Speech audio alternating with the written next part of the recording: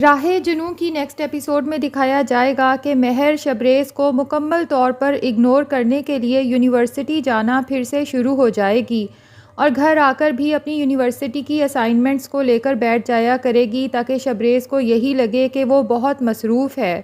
शबरेज़ बारहा महर के करीब जाने की, उससे बात करने की कोशिश करेगा, लेकिन वो देखेगा कि महर पर तो उसकी किसी भी बात का असर ही नहीं हो रहा।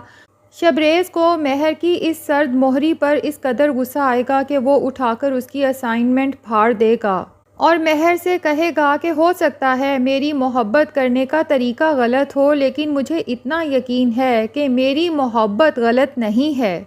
शबरेज़ को ख़ुद ही एहसास होगा कि मुझे महर की असाइनमेंट नहीं फाड़नी चाहिए थी, क्योंकि उसने बहुत ही ज़्यादा मेहनत से काम किया था।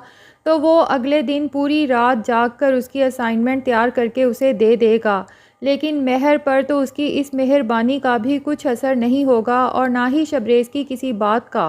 और वो शबरेज़ से साफ़ तौर पे कह देगी कि तुम्हारी इन हरकतों से तुम क्या समझते हो कि मैं तुम्हारी बातों पर और तुम्हारी मोहब्बत पर यकीन कर लूँगी। अब कुछ भी हो जाए ऐसा मुमकिन ही नहीं है, क्योंकि तुम मेरी नज़रों से मुकम्मल तौर पे गिर चुके हो। और शबरेज़ की असाइनमेंट भी वहीं छोड़कर चली जाएगी। शबरेज़ को पता है कि आज असाइनमेंट जमा करवाने की लास्ट डेट है, इसलिए वो महर की यूनिवर्सिटी पहुंच जाएगा उसे असाइनमेंट देने।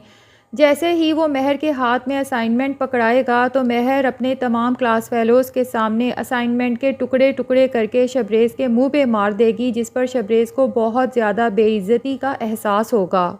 शबरेज़ को तो ये बात समझ ही नहीं आती कि वो महर को किस तरह से यकीन दिलाए कि फ़ाहद और उस्मान के अगवा में शबरेज़ का तो बिल्कुल भी अमल दखल नहीं है, क्योंकि शबरेज़ के पास तो अपनी बेगुनाही साबित करने के लिए कोई सबूत भी मौजूद नहीं है।